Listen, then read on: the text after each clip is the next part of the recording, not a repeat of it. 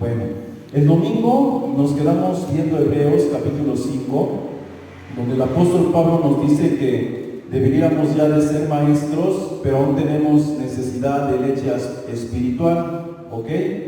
Y que nos falta ejercitar nuestros sentidos en el discernimiento del bien y del mal.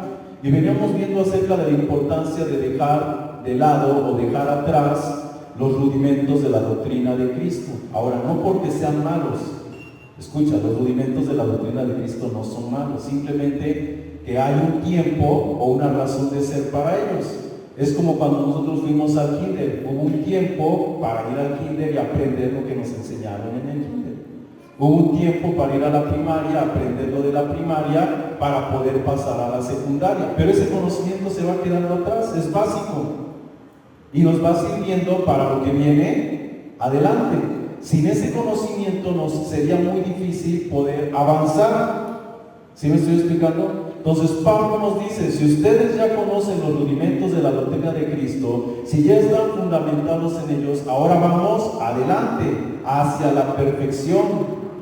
Escucha cómo lo dice, hacia la perfección.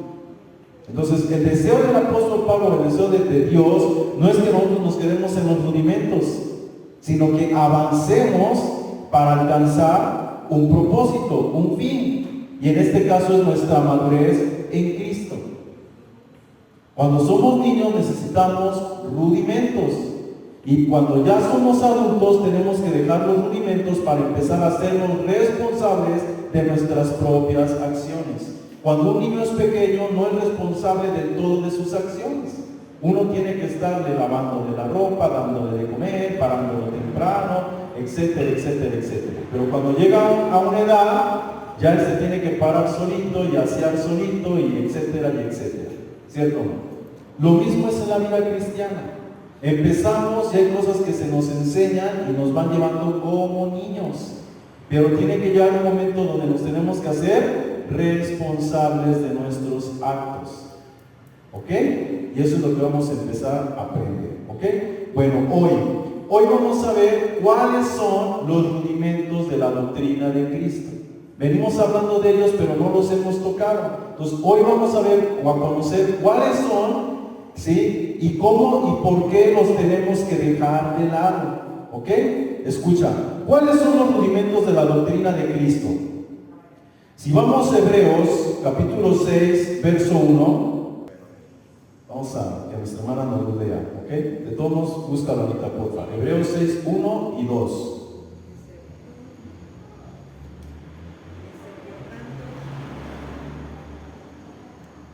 Por tanto, dejando ya los rudimentos de la doctrina de Cristo, vamos adelante a la perfección, no escuchando otra vez el fundamento del arrepentimiento de obras muertas, de la fe en Dios, de la doctrina del bautismo, de la imposición de manos, de la resurrección de los muertos y del juicio eterno. Adelante. Y esto haremos, si Dios en verdad lo permite. Hay uno más. Entonces, ¿qué nos está diciendo el apóstol Pablo? Que tenemos que dejar los rudimentos de la doctrina de Cristo. Y dice, y esto haremos si en verdad Dios lo permite. Ahora, ahí el apóstol Pablo nombra 6 rudimentos. El primero que nombra es el arrepentimiento de obras muertas. Es una doctrina, la doctrina del arrepentimiento de obras muertas.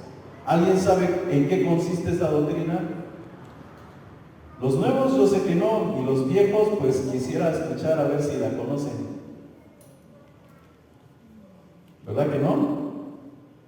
Y aunque tenemos años en la iglesia, no nos la enseñan, desgraciadamente. Y es algo básico.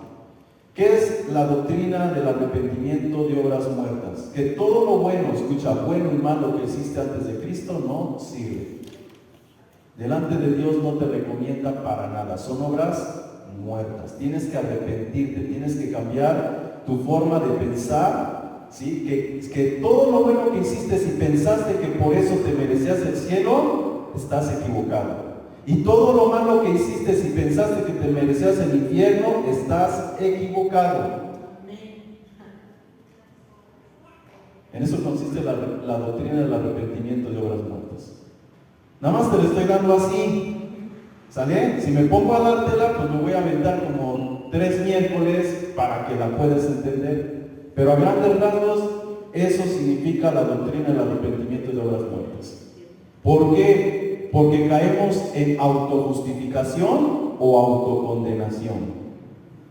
Si eres muy bueno, te autojustificas. Piensas que por eso te vas a ir al cielo y la salvación no es por obras, es por gracia, por medio de la fe. Y si sientes que eres muy vil pecador, estás minimizando la obra de la cruz de Jesucristo, como si no pudiera justificarte. ¿Me explico? Entonces tú tienes que arrepentirte, es decir, cambiar tu forma de pensar, de cómo pensabas antes de aprender la doctrina del arrepentimiento de obras muertas. Tal vez no te lo vas a aprender ahorita, aunque es muy sencillo, ¿verdad? Pero poco a poco lo vas a ir comprendiendo. Entonces, una vez que tú ya comprendiste que en Cristo, ¿sí?, nada te condena ni nada te justifica más que su sangre, ya maduraste, ahora sigue adelante a la perfección. ¿Me explico? ¿Cómo vas a seguir adelante? Porque ahora sabes que solamente es por los méritos de Él. No hay cosa buena que hagas que te recomiende, ni cosa mala que hagas que te condene. Entonces, ¿cómo voy a vivir, pastor? Pues como es natural. ¿Qué es lo natural? Tratando de estar bien con Dios y bien con los hombres. Y si la riegas, pues trata de enderezar, de enmendar. ¿Me explico? Pero no te autocondenes porque no puedes avanzar o ser perfecto, ni tampoco porque eres un vil pecador o sigues regando. ¿Ok? Bueno, siguiente. La doctrina de la fe en Dios. ¿Cuántos tienen fe en Dios? Todos tenemos fe en Dios. Pero ese es un rudimento. La iglesia ya no tiene que tener fe en Dios. La iglesia tiene que aprender a desarrollar la fe de Dios. Entonces no es lo mismo yo tener fe en Dios, en que Él lo va a hacer, y Él lo va a hacer, y Él lo va a hacer, a que ahora yo me responsabilice y yo crea que en Él yo lo puedo hacer. ¿Sí me explico? Y siempre como iglesia estamos esperando a que Él haga, que Él haga, que Él haga, y pide, y chupa la sangre. Y nosotros cuando vamos a actuar en Él, en el centro de su voluntad. ¿Sí me explico? Entonces ya aprendiste a confiar en Él, ok, ahora hazlo tú. Es como cuando enseñamos al niño, ¿no? Le hacemos todas las cosas, pero llega un momento donde ahora hazlo tú. Y lo motivamos y lo instamos, y a lo mejor la va a regar, pero no por eso dejamos que el niño ya no lo haga. Al contrario, seguimos impulsándolo hasta que le salga. Así Dios quiere que crezcamos hasta que nos salga y caminemos por nosotros mismos.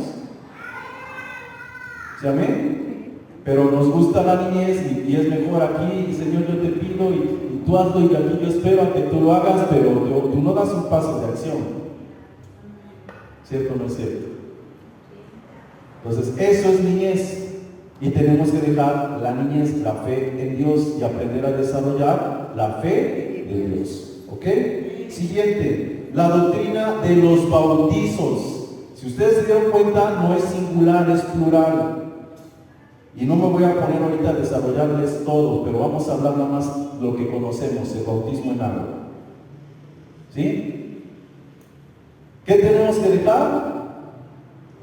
El bautismo en agua. Es un rudimento. ¿Tú crees que porque te bautizaste estás en obediencia? Yo les decía el domingo pasado, no, porque me bautizo no estoy en obediencia. Estoy en obediencia cuando empiezo a vivir en la palabra, cuando estoy sumergido en la palabra, cuando yo soy uno en la palabra, cuando yo muero en la palabra. En esa misma medida que yo estoy sumergido en la palabra, vivo en la palabra, hay un renacer, una resurrección espiritual en mi vida. Eso es estar bautizado en agua, en la palabra, el agua tipo de la palabra. Entonces, si tú ya te bautizaste en agua literalmente y en tu vida no hay una sumersión en la palabra, no hay una dependencia a la palabra, no hay un morir, no hay una resurrección que tú no estás experimentando, de nada sirve tu bautismo en agua. Porque eso nomás es la representación o el pacto del compromiso a lo que tú en ese momento te estabas comprometiendo a empezar a vivir en tu vida práctica. ¿Sí me explico? Entonces no se trata de cumplir el rito, se trata de cumplir la enseñanza que está implícita en el rito. Y entonces sí tiene validez. Amén. Siguiente, la doctrina de la imposición de manos. ¿A cuántos nos gusta que nos impongan las manos? Que viene el predicador, el apóstol, el profeta y queremos pasar al altar y hasta tiramos la cabecita, ¿verdad? Para que nos toque, como si fuera el artista, porque es el ungido. ¿Y tú no eres ungido? ¿O nada más él? La Biblia dice que Cristo o el Padre nos ungió en la persona de Cristo. La unción que nosotros tenemos es el Espíritu Santo. Y ni uno tiene más, ni uno tiene menos. Mas en cambio nos hacemos dependientes del hombre, como si Él tuviera más que yo. No, Él ha desarrollado más que tú y que yo. Por su intimidad, por su relación con Dios o porque tiene un don. Entonces no pretendamos que alguien nos esté poniendo las manos para recibir más, porque no recibimos más. No sé si me explico. Se activa cuando una persona tiene, vamos a decir así, la unción, y quiero que lo entiendan en lo que estoy diciendo. Si esa persona tiene la unción, tiene comunión con Dios, tiene activado eso, cuando te toca se activa lo que está en ti. Él no te imparte nada. Aunque nosotros pensamos, es que nos imparte. No imparte nada. El único que imparte es el Espíritu Santo. ¿Sale? ¿Ok? Seguimos. Entonces, la imposición de las manos. ¿Cuántas veces pedimos que el pastor vaya a orar por nosotros cuando estamos enfermos? ¿Es malo? No es malo. Pero cuando llegamos a una adultez, no necesito que el pastor venga a ponerme las manos o orar por mí al pie de mi cama para que yo crea que me va a sanar. ¿Verdad? O sea, la misma comunión que tiene el pastor o la misma fe que tiene él, yo la puedo tener en ese momento si me pongo en manos de Dios y confío en el Señor en fe. El Señor puede hacer nada o hasta que llegue el pastor. Y si no llega, me va a pasar como Lázaro, ¿verdad? Cuando llegue ya voy a estar muerto por 4 días. ¿Me explico? ¿Y cuántos de nosotros somos niños y chillamos de que el pastor no nos fue a visitar, ni siquiera supo que estuvo enfermo, ni nada? Y es un mal pastor, ¿verdad? Entonces ese es un rudimento que hay que dejar de lado. Es niñez espiritual. Y Pablo dice, déjenlo, o sea, vamos a la perfección, ya no seamos niños fluctuantes. ¿Ok? Siguiente. Ahí está implícito en la imposición de las manos, viene otra, ¿sí? El ungir con aceite a las personas que van a ser consagradas para el ministerio. Y esto es algo muy delicado. ¿Por qué? Porque para que tú puedas ejercer, la Biblia utiliza una palabra que se llama eusousia. Hay 2 palabras. A ver, permítame un momento. Ok. Una palabra es eusousia y otra es dunamis. La palabra dunamis significa poder. ¿Qué significa? Poder. Autoridad. ¿Sí? Fíjate muy bien. Capacidad. Eso es lo que significa dunamis. Y eusousia significa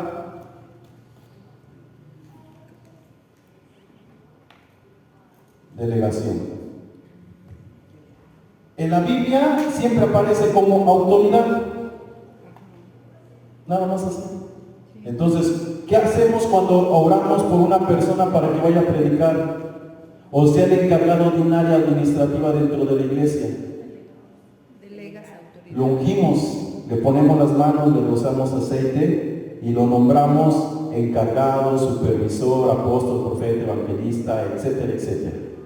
Esa persona en ese momento que recibió el dunamis o el eusousia. recibió la exousia. O sea, ya se le está reconociendo que tiene un poder, una autoridad y una capacidad. Pero cuando le das la exousia ya lo estás delegando.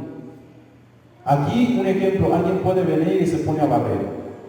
Y a lo mejor el que le toca barrer llega y se pone celoso y dice, oiga hermano, ¿quién le dijo que barriera usted? No, pues nadie. Pues déjelo porque eso me toca a mí. Entonces, el que le toca barrer, ¿qué tiene? Una delegación. El que está barriendo tiene la capacidad, ¿sí? Tiene un poder, pero no tiene una delegación. Nadie le dijo que barriera. ¿Pero lo puede hacer o no lo puede hacer? Sí lo puede hacer, pero no tiene la delegación. ¿Me explico? Entonces, cuando nosotros ungimos a alguien, se supone que eso es lo que se le da, la delegación, dijéramos la autoridad para ejercer el poder y ejercer la capacidad. ¿Ok? Pero aquí Pablo nos está diciendo que dejemos la doctrina de la imposición de las manos. Y ahí es donde entra lo delicado. ¿Por qué? La pregunta es, ¿quién comisionó a Pablo? Es un ejemplo, ¿quién comisionó a Pablo para predicar el Evangelio? Cristo, por revelación. La pregunta es, ¿Pablo tuvo la delegación del hombre para ejercer su poder, o su autoridad o su capacidad en Dios? No. Y dice la Escritura, inmediatamente predicaba a Cristo. Entonces Pablo se le aparece Jesús, le da una palabra, le empieza a mostrar el Evangelio e inmediatamente empieza a predicar. Y no recibió el exousia, no recibió la imposición de las manos para una delegación. Y más adelante el apóstol Pablo soberbiamente que dice, a mí ninguno de ustedes, hablando de los de la circuncisión, hablando de los apóstoles de Jesús, dice, ninguno de ustedes me dio nada, me enseñó nada. Todo lo yo recibí por revelación de Jesucristo. A mí nadie me lo enseñó, ningún hombre. Era soberbio, era antiguo. Pero más adelante el Espíritu Santo trata con su vida, dice que pasados 14 años por una revelación a fin de no correr en vano, el Espíritu Santo le dice que se presente delante de los apóstoles para que le den la diestra en señal de compañerismo. O sea, Pablo ya tenía ¿cuántos años? 14 años en Cristo, andaba predicando por todos lados, pero no lo habían delegado más que Cristo. Pero como era soberbio, el Espíritu Santo dice, no, quiero que vayas y que te pongas al servicio de Dios. O sea, que le bajara. Principio de autoridad. ¿Sí? ¿Sí me explico? La pregunta es, ¿necesitamos realmente la delegación o no la necesitamos? Sí. No, no la necesitamos porque es un rudimento. Pero la gente, cuando es inmadura, ¿qué hace? Se le sube. Y entonces se cree un llanero solitario que puede andar para arriba y para abajo sin autoridad. No solamente con la autoridad de Dios. No sé si me estoy explicando. Si tú realmente estás bajo la autoridad de Dios, escucha lo que voy a decir y este tema lo vamos a ver después. Si tú realmente estás bajo la autoridad de Dios, no necesitas una autoridad delegada de hombre porque ya tienes la autoridad de parte de Dios. Pero si tú te sales de la autoridad de Dios, necesitas la autoridad del hombre para que te puedan controlar. Porque Dios no te dejas controlar. Eso es profundo. Después lo vamos a ver. En las leyes del reino lo vamos a ver los días domingos. ¿Sale? Es algo bien delicado y que se tuerce bien fácilmente. Entonces, es un rudimento. El que tú dependas de que alguien te unja a tener exousia para ir a predicar, no se necesita cuando tú eres una persona madura, porque sabes cómo te vas a conducir. ¿Me explico?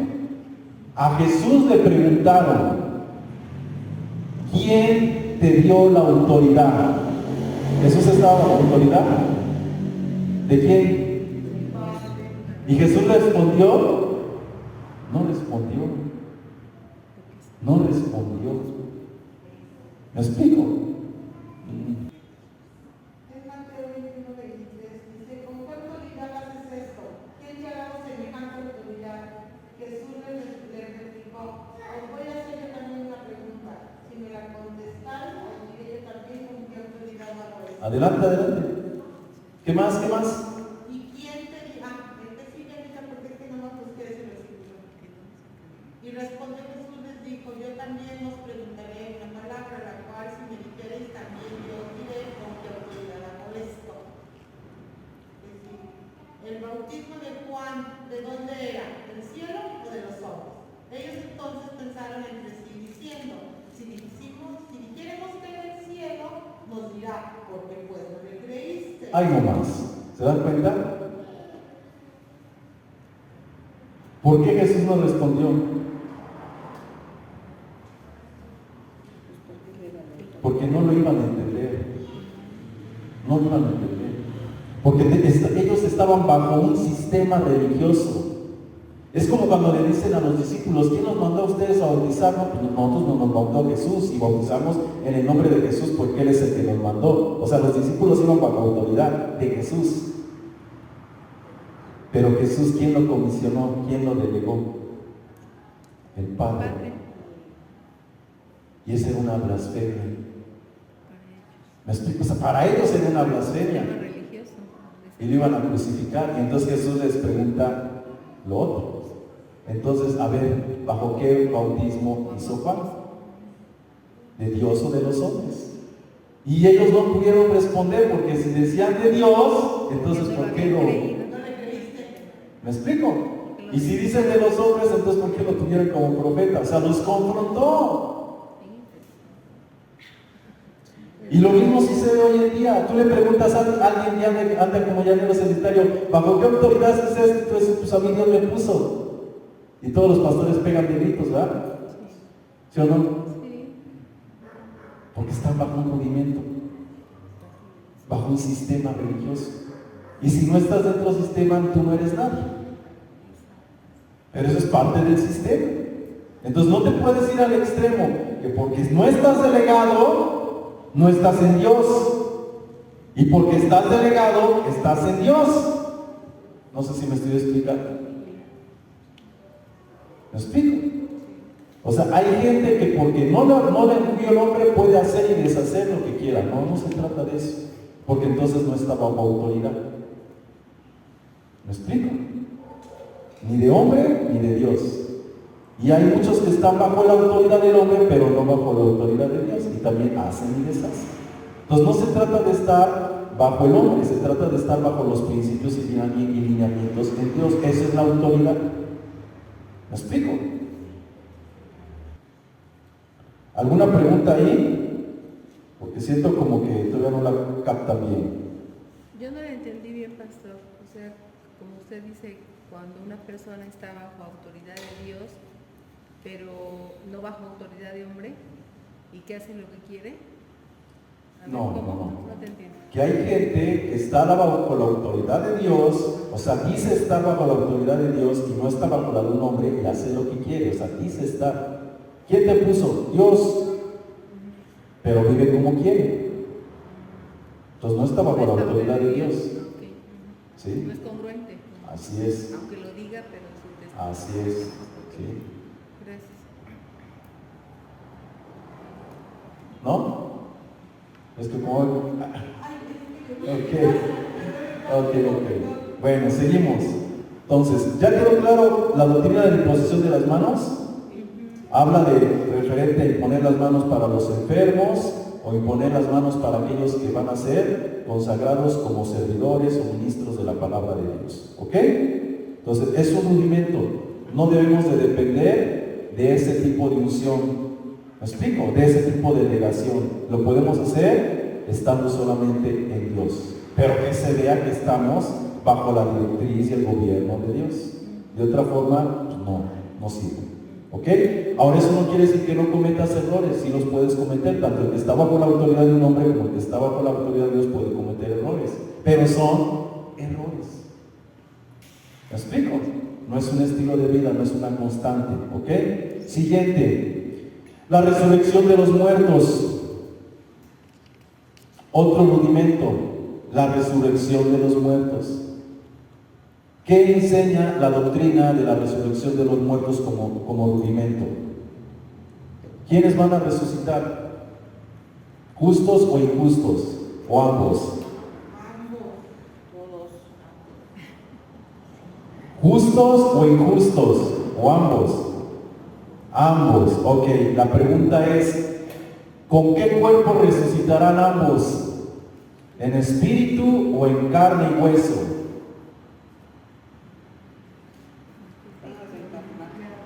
En carne y hueso. ¿Ambos o nada más los buenos y los malos no? Ambos. Es una doctrina que nosotros tenemos que saber cómo va a ser la resurrección de los muertos, en qué consiste. Si son en espíritu o son en carne y hueso.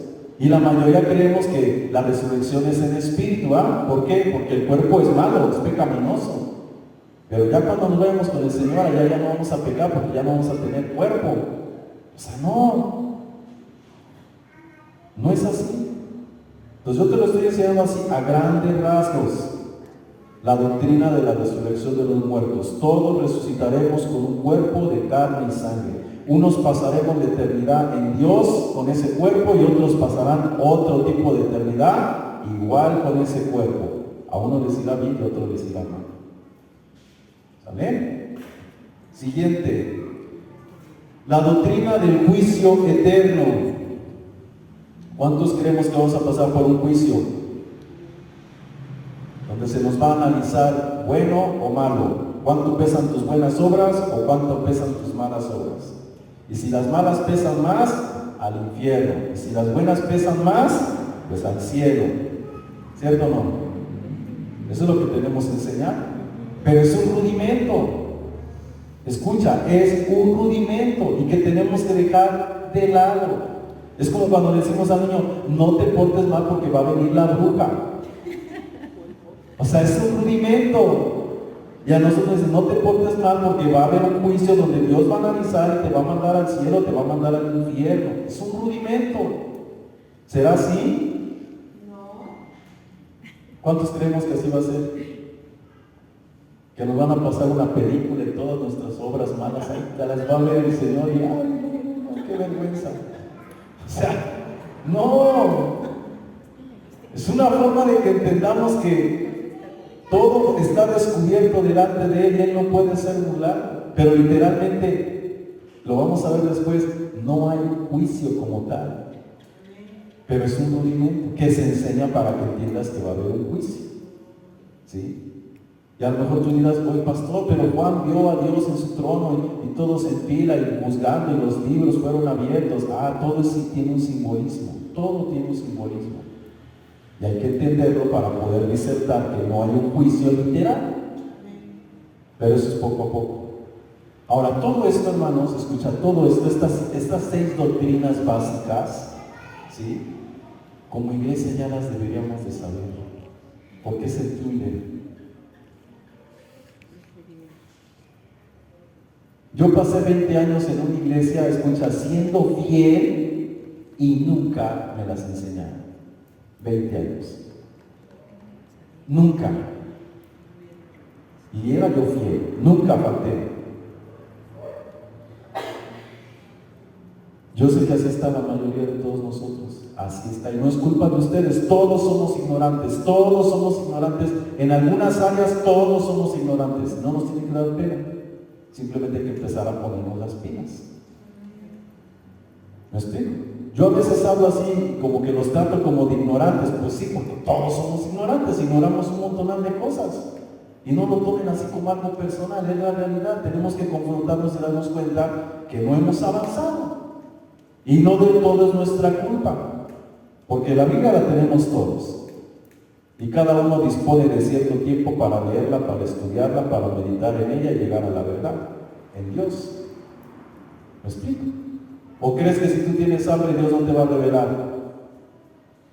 Nada más a los predicadores, a los pastores, a los apóstoles, nada más a ellos Dios les va a revelar, a ti no. Es para todos, para los que quieran. Jesús decía que tenga oídos para oír. Oiga, tú tienes oídos para oír, Dios te va a mostrar, Dios te va a dar, y no necesitas ser pastor. Amén. Ok, ahora ya vimos los rudimentos de la doctrina de Cristo. Yo voy a agregar uno más, la doctrina del arrepentimiento. ¿Por qué la voy a agregar? No porque Jesús la haya enseñado así, sino porque así se nos enseñó. ¿En qué consiste el arrepentimiento? Lo que se nos enseñó como rudimento es pídele perdón a Dios. ¿Y Dios qué? Te perdona. Tú nada más habla con Él y dile, Señor, perdóname en esta hora, no lo vuelvo a hacer, y Dios te perdona. Y si lo vuelves a hacer, le vuelves a pedir perdón y Dios te perdona. Y 70 veces caerás y 70 veces te perdonará, porque Dios siempre perdona. Ese es un rudimento, ese es para niños. Y el niño lo cree. ¿Me explico? Porque desarrolla una fe que no es muerta, escucha, no es muerta, pero no tiene sustancia. Y esto es bien complicado. Fíjate lo que digo, no es muerta, pero no tiene sustancia. En sí podríamos decir, pues, entonces sí es muerta. Pero no es muerta, ¿sabes por qué no es muerta? Porque sí se te perdonan los pecados si tú tienes fe en que sean perdonados. Tú dices, Señor, perdóname, y sí te lo perdono. En ese sentido no es muerta. Pero no tiene sustancia porque tú sigues haciéndolo y haciéndolo. Le pides perdón hoy domingo y dentro de 8 o 15 días lo vuelves a hacer, le vuelves a pedir perdón, Él te perdona y vuelves otra vez a cometerlo y vuelves a pedir perdón y Él te perdona y vuelves otra vez a cometerlo. No tiene sustancia. Y vivir en la fe, escucha lo que voy a decir, vivir en la fe sin obras, pon atención, vivir en la fe sin obras es vivir una vida en saco roto. Y mucha iglesia cristiana vive en la fe, pero en saco roto. Y piensan que están bien porque viven en la fe y porque reciben y ven los milagros o el respaldo de Dios en su vida, pero en saco roto. Así como entras y se pierde, porque no hay sustancia. Entonces lo importante no es retener, lo importante es saber, lo importante no es tener, recibir, lo importante es saber retener lo que recibes. Y eso requiere obediencia, no solamente fe. Por la fe tú puedes recibir muchas cosas, pero si no hay obediencia, todo se pierde, se recibe en saco roto. ¿Ok? Entonces, ¿en qué consiste la doctrina del arrepentimiento? En pedir perdón a Dios. Y Jesús no enseñó que los hombres le pidan perdón a Dios. Él vino predicando la doctrina del arrepentimiento, pero no consiste en pedir perdón a Dios como nos enseñaron. Ese es un rudimento para niños. El arrepentimiento consiste en cambiar tu forma de pensar para que Dios te perdone. Si tú no cambias tu forma de pensar, Dios no te perdona. ¿Y por qué en el rudimento si hayas perdón? Porque ejercitas la fe, que al pedirle perdón te dijeron que Dios te perdona. Y tú lo crees. Y como lo crees, es fe y Dios te perdona. Eso es el arrepentimiento, que tú tengas fe en que Dios puede hacer algo. Que ya no necesitas hacer un rito, un sacrificio para que Dios te perdone. En la ley tenías que hacer ¿qué? Un sacrificio, un cordero para que Dios te perdonara. Pero en la fe nada más dices, le pido perdón a Dios y Dios me perdona. Hay un arrepentimiento, un cambio de mentalidad, un estado de conciencia diferente. Porque ahora ya no crees que hay que hacer un sacrificio para que me perdone. Ahora creo que nada más pido perdón y Él me perdona. Cambió tu forma de pensar y Dios te perdona. El punto es que no está completo. Tenemos que hacer un cambio para que sea completo. Porque como no está completo, vuelves a decidir, vuelves a decidir, vuelves a decidir. Y la idea es que en el arrepentimiento no haya reincidencia. No se trata de nada más creer que Dios me perdona, sino creer que tú ya no lo vas a volver a hacer. Ese es el verdadero arrepentimiento. Que tengo la capacidad de no volverlo a hacer. ¿Ok? Bueno, ya vimos los rudimentos de la doctrina de Cristo. Eso es lo que tenemos que dejar de lado. ¿Les costará trabajo? Decimos no, pero sí nos ha costado mucho trabajo. Tanto trabajo nos ha costado que yo tengo 40 y tantos años de cristiano y la iglesia no los ha dejado. Y no los deja. ¿Me explico? Y muchos no nos dejarán, muchos han muerto, ya han muerto y no nos dejaron, y los pastores los han dejado. ¿Nos conviene o no nos conviene seguir en rudimentos? Humanamente nos conviene, pero espiritualmente no nos conviene, nos hace niñotes. No crecen. Por eso Pablo dice, debiendo ser ya maestros, o sea, ya deberían de haber crecido, todavía tienen necesidad de leche. ¿Hasta dónde los está reduciendo? A pecho. ¿Cuánto nos gustaría ahorita regresar al pecho de la mamá? ¿No?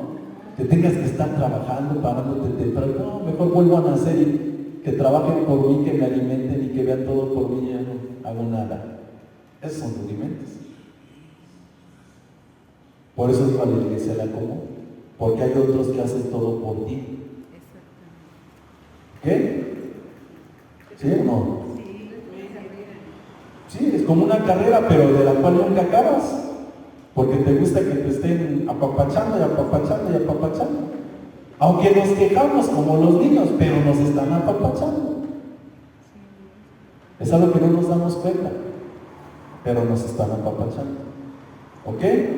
Bueno, ahora voy a nombrarles otros rudimentos más, ¿sí?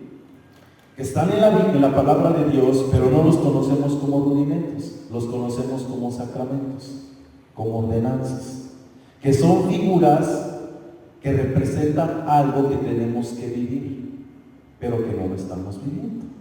Y por eso son rudimentos, porque te enseñan algo, pero tú te quedaste con la enseñanza, con el rito, con la festividad, pero no lo practicas en tu diario vivir. ¿Ok? Vamos a ver uno. A ver, ¿con cuál empezamos? Ok. Vamos a empezar con los niños. ¿Qué significa la presentación de los niños? Cuando mantenemos un bebé y nace, ¿qué queremos? Ay, lo quiero presentar, pastor. Nada más que cumpla un mes y lo presento, que cumpla 3 meses y lo presento, que cumpla 1 año y lo presento. O a los 8 días como Jesús, yo lo quiero presentar. Y lo traemos a la iglesia, le pedimos al pastor que ore por él, lo bendecimos, ¿sí? Que le vaya bien todos sus días, etcétera, etcétera. Ya lo pusimos en manos de Dios y ya nos fuimos a nuestra casa bien felices, porque ya cumplimos en haber presentado a nuestro hijo delante de Dios. ¿Ya cumpliste? Sí, o sea, lo consagramos, pero ya cumplimos. Ese es el rudimento. Que ahí creemos que ya cumplimos todo lo que había que cumplir. ¿Me explico? No. La persona que trae a su hijo delante de Dios es porque viene haciendo un pacto delante de Dios donde, Señor, aquí está mi hijo, tómalo. Me comprometo a instruirlo en tu camino todos los días. Escucha, me comprometo a instruirlo todos los días. Quiero tu bendición. Sales de acá y ¿qué vas a empezar todos los días? A instruirlo. ¿Y cuántos los instruimos? Los mandamos a la escuelita dominical si les va bien. Y ya. Pero estamos contentos de que ya nos presentamos delante de Dios, ya Dios nos guarda, Dios nos bendiga, ya Dios hay que se encargue de ellos en la vida. ¿Se dan cuenta cómo la iglesia cristiana se enfoca solamente en el rito y ya cumplió y no hay obediencia? No hay obediencia, no hay compromiso. Estamos huecos, estamos vacíos. Por eso no hemos avanzado. No se ve nuestro compromiso, nuestra intencionalidad de formar a Cristo en nuestra persona, en nuestro diario vivir, en nuestros hijos, en nuestra familia. Que se vea la diferencia, que se vea que somos luz, que se vea que somos sal. No la hay. Y no te estoy hablando de una perfección, no, de créeme que no. O sea, yo sé que todos la regamos, pero son esas regalas, son tropiezos, son caídas. Pero no es una constante. No debe de ser una constante. Cada familia cristiana ahí donde vive en su colonia o en su cuadra, la gente, todos deberían, no, ves a ver a la señora fulana, ella te va a dar un buen consejo. ¿No? Mira a sus hijos, mira esto. O sea, tienen errores, pero la verdad, mis respetos para esa familia. ¿Se puede escuchar o no se puede escuchar? Sí se puede escuchar. No hay una perfección, pero hay un punto de referencia que son diferentes a la mayoría. Amén. Entonces ya entendimos que la presentación de los niños representa un pacto, un compromiso, donde tú vas a instruir a tu hijo bajo los principios y lineamientos en Dios. Amén. Siguiente, matrimonio.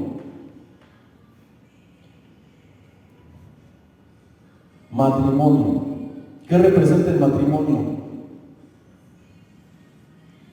Una unión donde los dos son una sola carne. Yo he visto en el internet algo bien chistoso. No recuerdo cómo es, si alguien lo recuerda, ¿verdad? Pero hacen una pregunta así como de ¿quién aporta más o quién aporta menos? ¿El 50-50 o 20-50, 20-80? Bueno, algo de eso. 50-50. Y la mayoría así como que se siente bien honrado de que 50 y 50, ¿verdad? O sea, bien equilibraditos. ¿Cuánto realmente creen que da un hombre que sabe cuál es su responsabilidad? ¿Del 50? ¿Del 80? ¿Sí me explico? ¿Y cuánto realmente da una mujer? Las de antes, el 100, el 1000, pero las de ahora, el 20. ¿Me explico? Sí, las mujeres de ahora es lo que dan. Sí, estoy hablando de una mujer de 20, 25 años, o sea, no de las que todavía son de hace 40 años. ¿Me explico? Sí, ya descansen, ustedes yo sé que ya la libraron, ya dieron mucho hasta extra y extra. Sí, yo lo sé. Pero la Biblia dice que los dos son una sola carne. ¿Cuánto tienen que dar? El 100 cada uno. El 100. ¿Sí? O sea, ¿ustedes creen que el 100 es que yo gane 3,000 pesos y ella gane 6,000 y yo meta los 3,000 y ella se quede con 3,000? ¿Entendieron? ¿Sí entendieron o no? O sea, yo gano 3,000, ella gana 6,000, yo meto 3,000 y ella mete 3,000. Y pues di el 100. ¿Ella dio el 100? No. ¿O él si es al revés, él dio el 100? Sí. No. Dije, si es al revés, si él gana 6 y ella gana 3, ¿dio el 100? No. ¿Sí me explico? Porque ella o él lo dio todo. Pero el otro se quedó todavía con 3,000 acá. ¿Creen que le duele quedarse con 3,000 acá? No. ¿Y el que se quedó sin nada? ¿Creen que le duele? No le duele. ¿Sí me explicó? No le duele, por eso lo dio todo. Y a veces pensamos que estamos siendo una sola carne. Porque no entendemos qué es el matrimonio.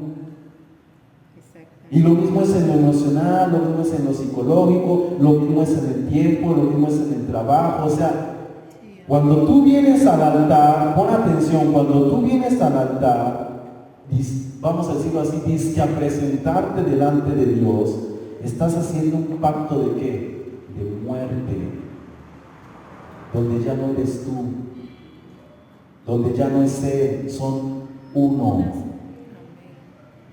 ¿Me explico? Por eso es un altar. La palabra altar viene de donde se viene a ofrecer algo en sacrificio. Y eso es el matrimonio. Tú te vienes a ofrecer para Él y ella para ti. Ahí los dos mueren y resurge uno. Uno en Él. Eso no se ha entendido. No se vive, no se practica. Ah, pero son marido y mujer, son una sola carne. No es cierto. ¿Por qué hay tantas broncas y tantos pleitos? Porque no se ha entendido que es ser una sola carne. Si entendiéramos esa parte, ¿hasta dónde realmente estaríamos comprometidos en venir al altar a hacer ese pacto? Porque es para toda la vida. Y sí nos los dicen en las buenas, en las malas, en la salud, en la adversidad, pero nos los dicen, pero no lo entendemos. En la práctica no lo practicamos. ¿Ok? Siguiente, Santa Cena. ¿Cuántos hemos participado de la Santa Cena? Todos. La mayoría, ¿verdad? Y pensamos que porque pasamos acá al altar y tomamos un pedacito de pan y una copita de vino, ya estamos en comunión con el Señor, ya cumplimos. Y eso si consideras que no has pecado, si no andas desordenadamente, pues lo estás tomando dignamente para que no te venga un zape o juicio de parte de Dios, ¿verdad? Un castigo. Porque si lo pasas y tomas tu copita o tu pancito y andas medio desordenado, pues te puede venir algo, te puedes enfermar, ¿no? Esa es la enseñanza, ese es el rudimento. Por digo, los sacramentos son rudimentos. La pregunta es, ¿realmente cuando se participa de la Santa Cena, ahí está la comunión? No. ¿Ahí está tu comunión? No. Es en lo íntimo. O sea, si no hay Santa Cena, tú no te pones a cuentas con tu hermano o con tu esposo o con tu vecino. Puedes seguir viviendo como se te pegue la gana, pero si anuncian Santa Cena, ahora sí me tengo que poner a cuentas porque si no me va a ir mal. ¿Se dan cuenta cómo le damos más legalidad a la festividad o al sacramento que a la obra de Jesús?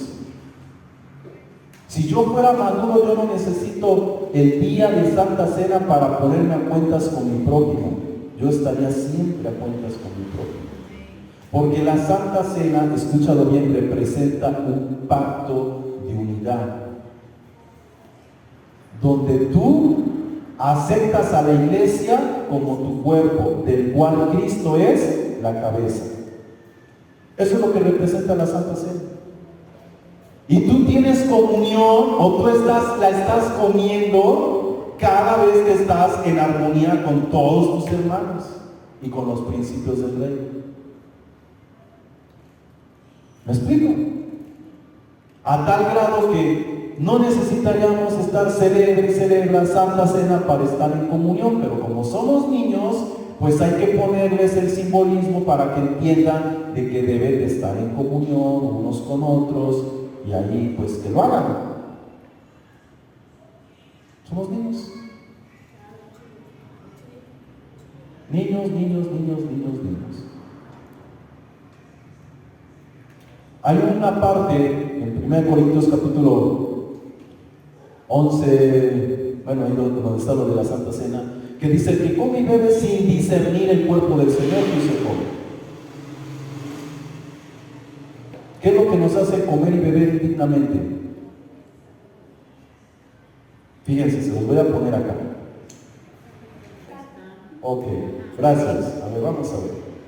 Allá atrás.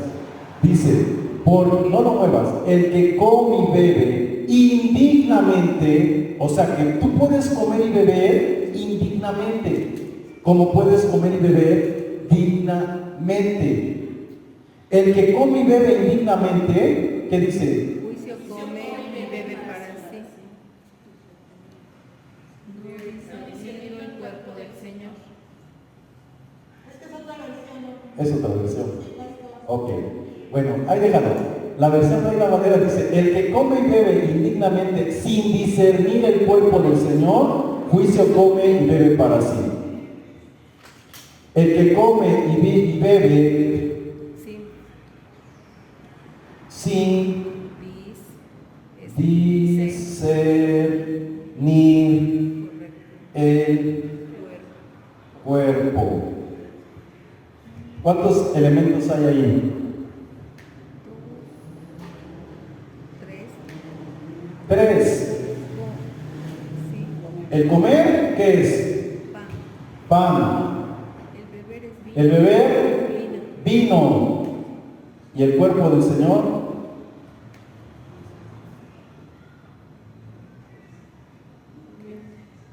La iglesia.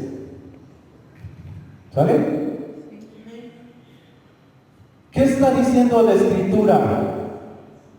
Que si tú comes del pan y bebes del vino y no disiernes tu compromiso con la iglesia, te vas a enfermar o Dios te va a castigar. ¿Eso dice? Eso es lo que todos pensamos. Que si yo como pan y bebo vino y no estoy a cuentas con la iglesia, me va a ir mal. Le estamos dando poder al pan y al vino. Pero esto es figurado. El pan representa su cuerpo, el vino representa su carne. Tú tienes que entender que la Santa Cena está representando que tú haces un compromiso con la obra de Jesucristo.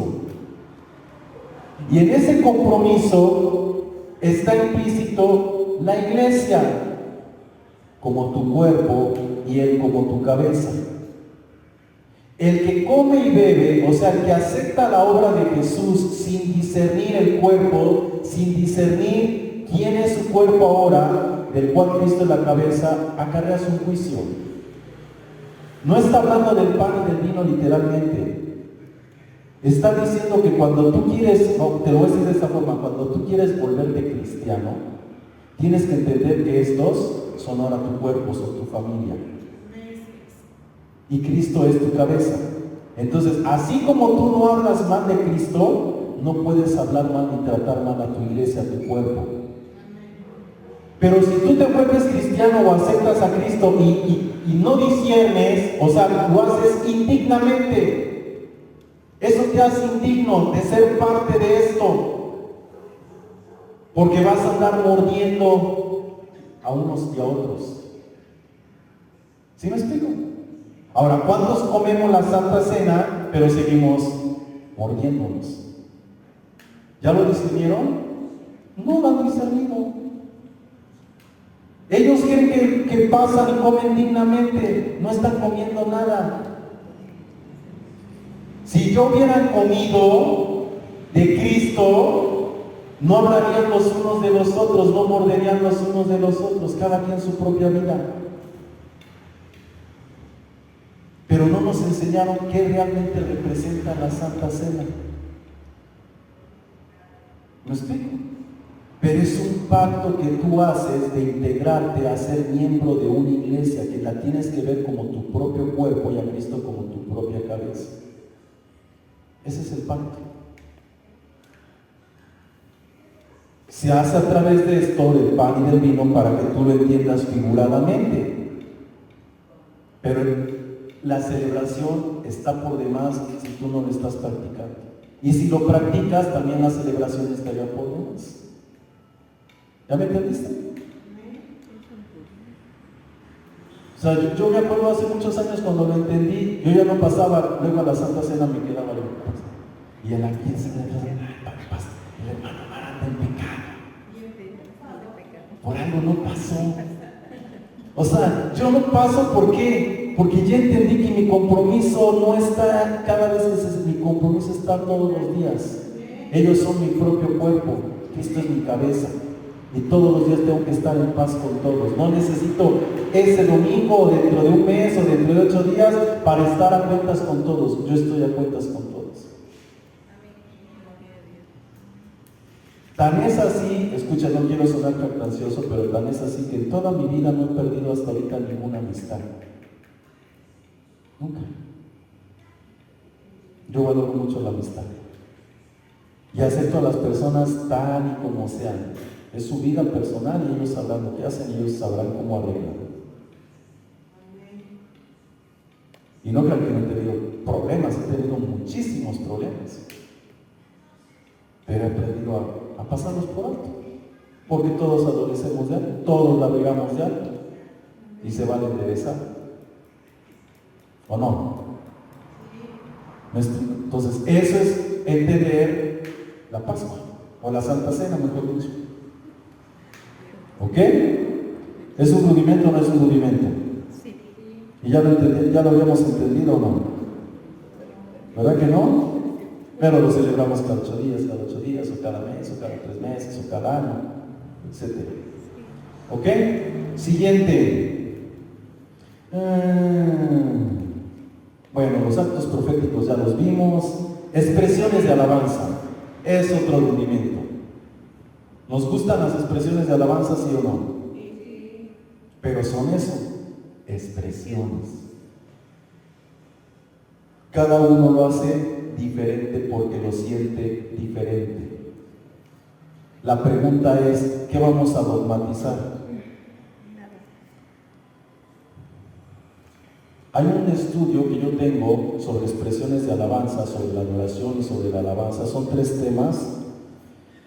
Y ahí trato de poner lo más que puedo sobre todos los nombres o adjetivos calificativos, mejor dicho, todos los adjetivos calificativos de cómo nosotros podemos alabar y adorar a Dios. ¿Y saben qué pasa? Que algunos dogmatizan de una forma y otros dogmatizan de otra. Pero en la Biblia encuentras todas las formas. Que sentado, que parado, que de rodillas, que doblado, que acostado, que tomados de las manos, que en círculo, que brincando, etcétera, etcétera. Todo eso está en la Biblia.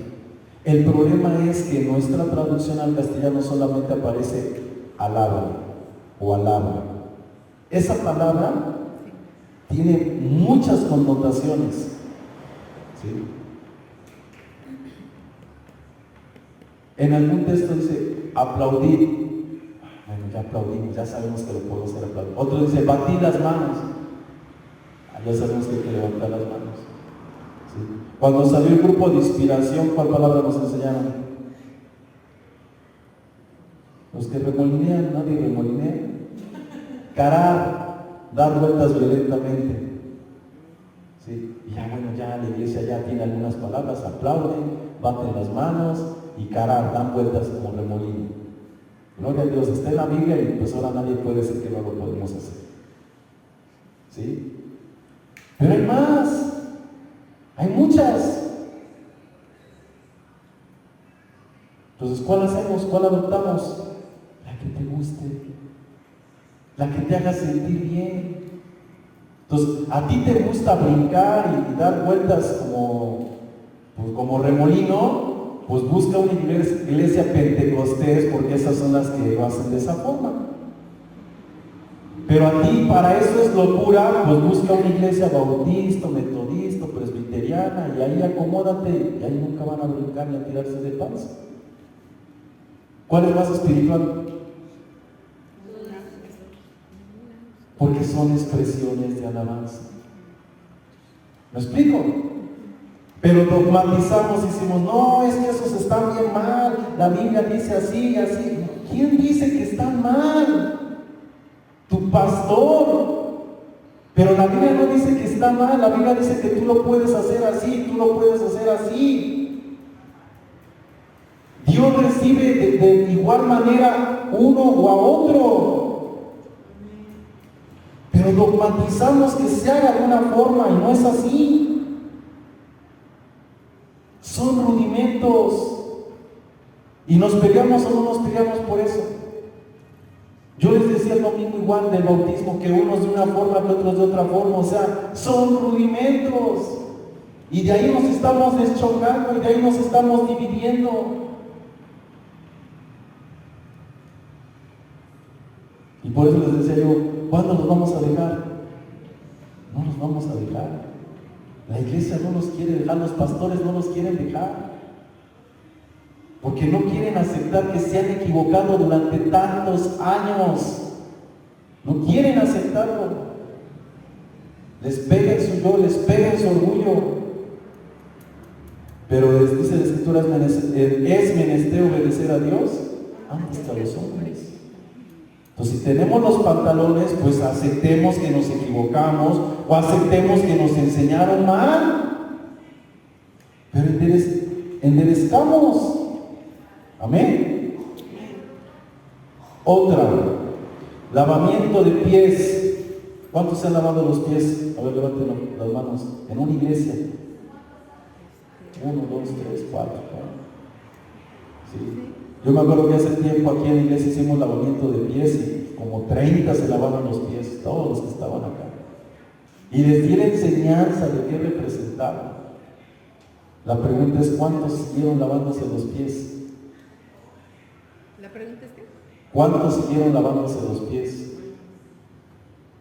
Y a lo que se ve, pues ninguno. ¿Me explico? Entonces nosotros pensamos que el lavamiento de los pies representa humildad, servicio. Y sí, es un pacto que representa que yo voy a ser humilde y voy a servir a otro humildemente, pero ¿cómo? Lavándole los pies. Nada más en el rito del domingo. Ahí está mi humildad, ahí está mi compromiso.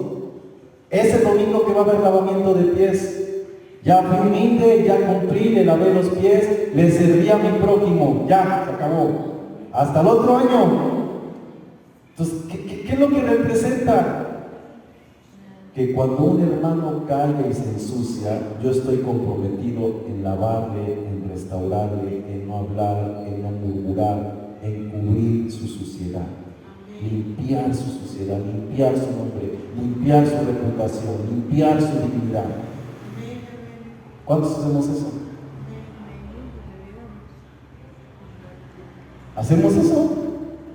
No, cae un hermano y sobre él y señalamos y murmuramos y criticamos y lo bajamos o lo castigamos, lo disciplinamos. Porque pues ¿cómo puede estar ahí el hermano si anda así? Y hermana, yo vi al hermano, hable usted con él por esto.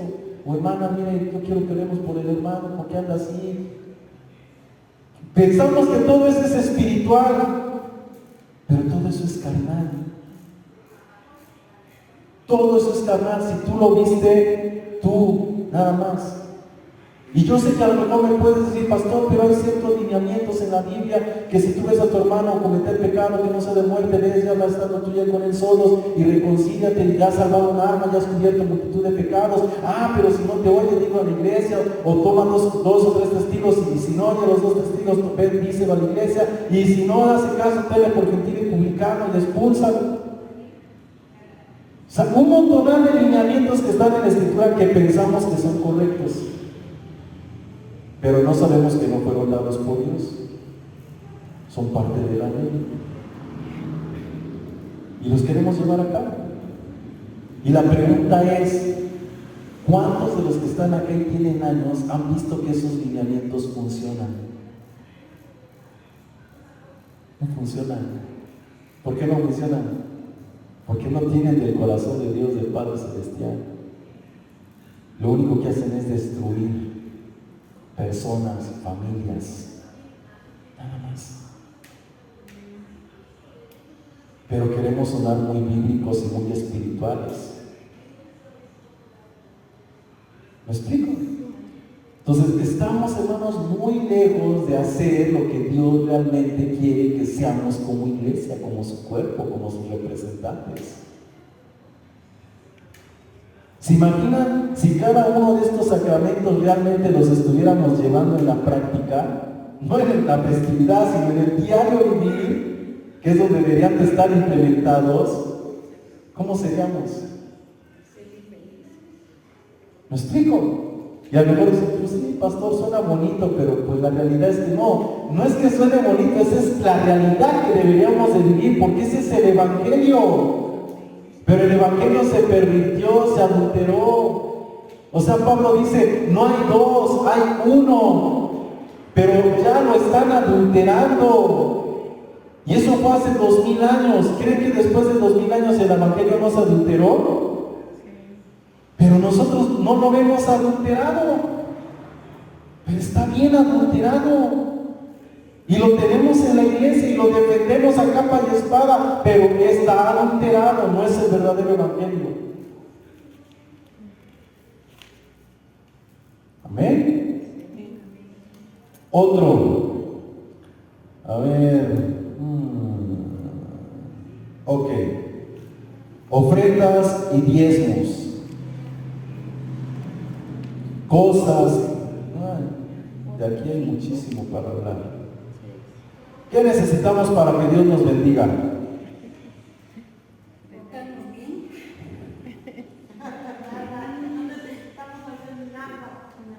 Ofrendar, diezmar. La ley enseñaba que si tú dabas, Dios te bendecía. Pero la gracia enseña que si tú has recibido, debes de dar. Toda la ley era da y se te dará. La gracia es te he dado, ahora da. Dad de gracia lo que de gracia has recibido. El principio está invertido. Y seguimos bajo la ley porque nos acomodan. Si no dan, ¿qué les va a pasar? Les va a ir mal. Se van a empobrecer. Va a entrar el devorador. Les va a venir maldición. ¿Cuántos quieren maldición? No, pues no. Ah, pues entonces den. Porque malditos sois. ¿Cuántos rateros hay acá? ¿Me explico? Porque usamos la ley, la sacamos de contexto. Gloria a Dios por eso. No, no es así. Jesús dijo, bueno, miren, hay otros más bíblicos, escucha, un poquito más bíblicos, por decirlo más espirituales, dicen, este pastor, el diezmo era parte de la ley y nosotros estamos en la gracia. Y en la gracia ya no se dan los diezmos, eso era en la ley. Aquí nosotros ofrendamos. ¿Ok? La pregunta es, ¿cuánto se debe de ofrendar? ¿Quién me puede decir? ¿10%? No, eso era la ley. Lo que quieras aportar. ¿Eh? Lo que quieras aportar. Lo que quieras aportar voluntariamente. ¿Ok? Podemos decirlo así. Pero Jesús dijo algo bien importante. Jesús dijo, si vuestra justicia no fuera mayor que la de los escribas y fariseos, no entraréis en el reino de los cielos. ¿Cómo ven? ¿Sí lo entendieron o no? La justicia de los escribas y fariseos era la ley, y la ley demandaba el diezmo. En la gracia Dios demanda una justicia mayor que la ley, porque la gracia está por encima de la ley. En la ley nada más te exigía el 10, en la gracia todo tú dependes de Él. Todo es tuyo, todo es de Él. ¿Me explico? Pero como todo es de Él, Él te dice, bueno, ahora tú dame lo que quieres.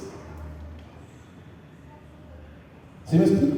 Pero te hace la conciencia, tú te me debes, yo di mi vida, yo pagué por ti, tú eres mío, pero dame lo que tú quieres. Y algunos dirán, pastor, pero, o sea, Dios recibe el dinero, ¿cómo se los manda a usted, pastor, allá para que le lleguen? ¿Sí me explico? Todo eso nosotros lo especulamos.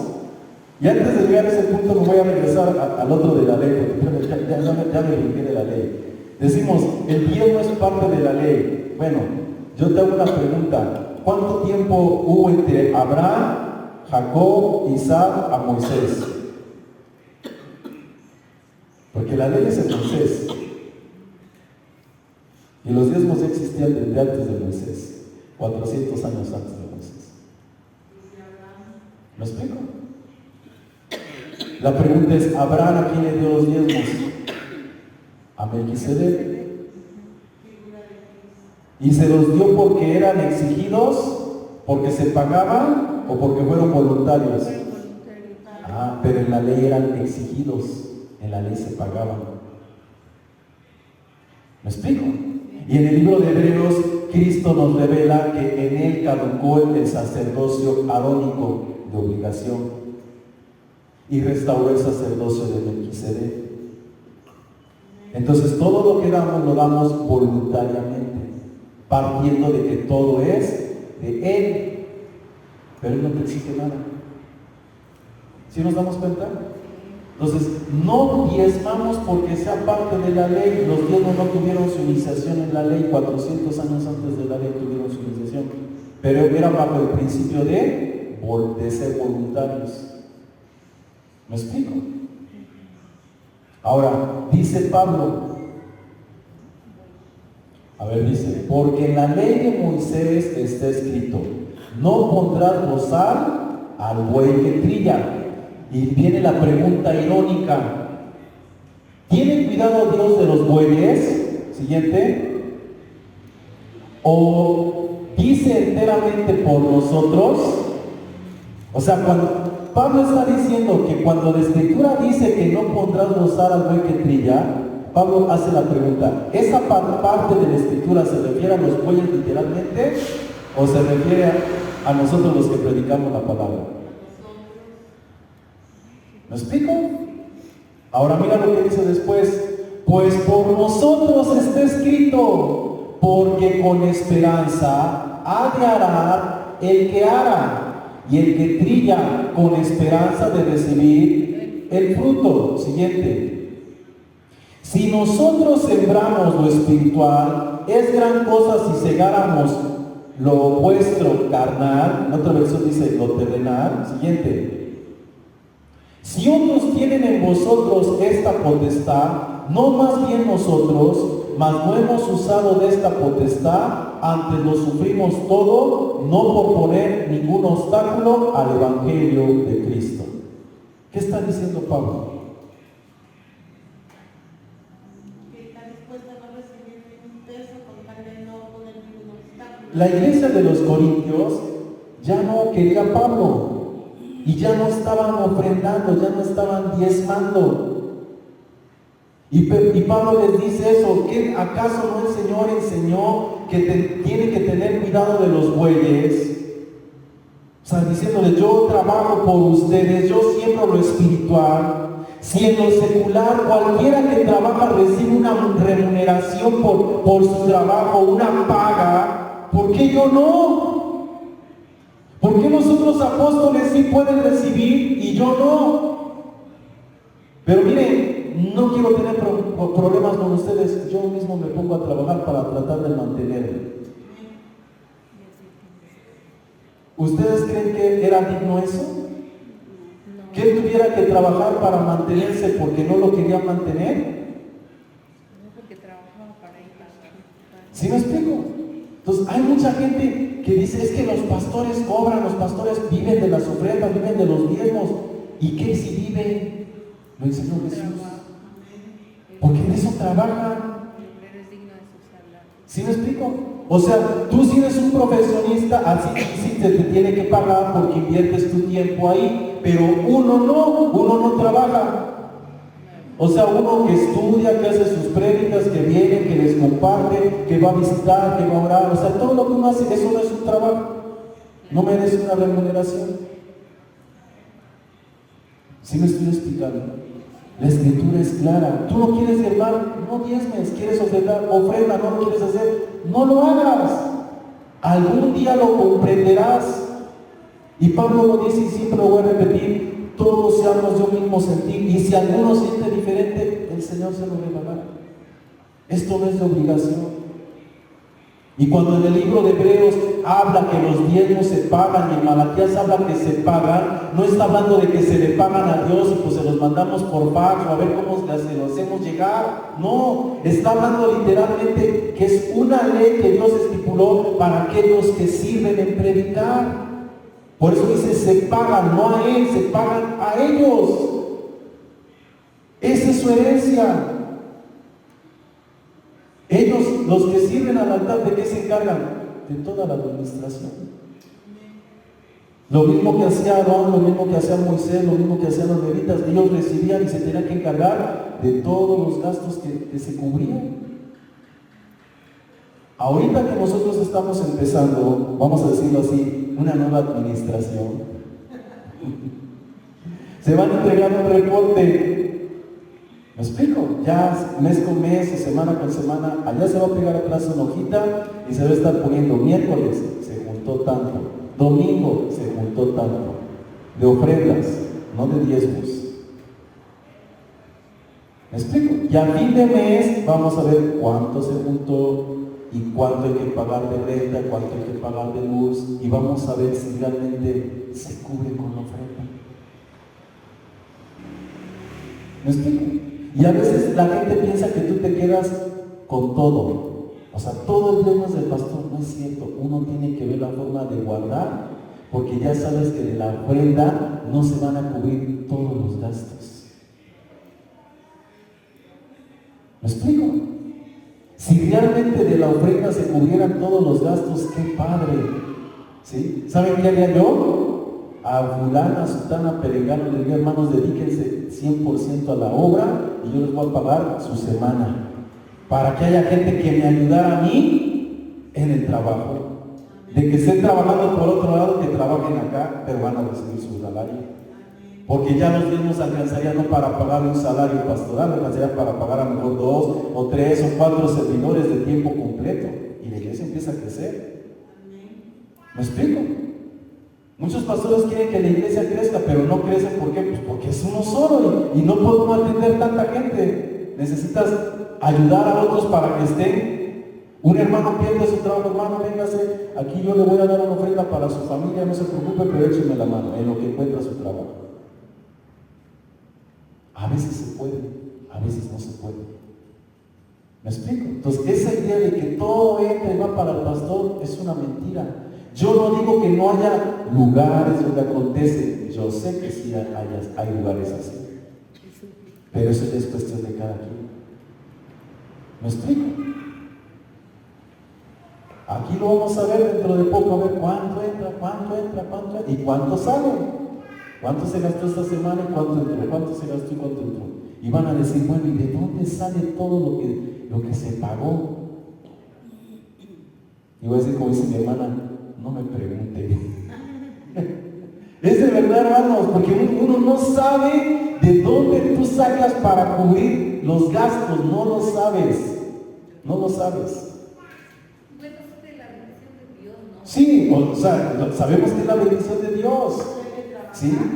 Pero las cuentas así de lo que entra en la iglesia te están diciendo que no hay congruencia. ¿Me explico?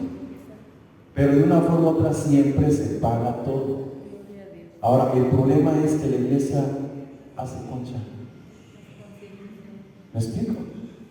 O sea, si no hay reporte, hablan y murmuran. Y si hay reporte, hacen concha porque todo no se paga. Ah, sí se paga, pero un ejemplo, si a ti te cuesta dar el 10%, ¿por qué no te quejas si tu pastor o tu pastora te están dando el 70% para poder cubrir lo demás? A ver, ¿creen que sea justo? En lugar del 10 voy a pedir el 70 a todos, los voy a dejar con el 30. ¿Verdad que es injusto? Entonces tenemos que ser equilibrados. Eso lo vamos a ir viendo poco a poquito.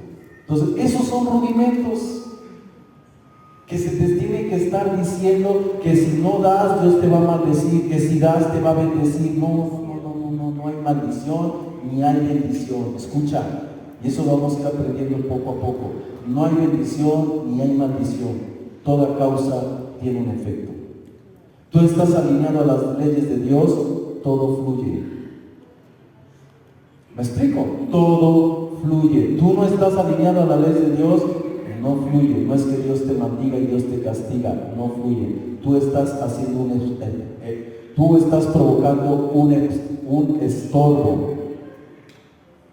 Eso lo vamos a ver en las leyes del reino. Cada ley, vamos a ver, es una llave que tú abres y te va bien, o tú cierras y te va mal. Lo vamos a ir comprendiendo.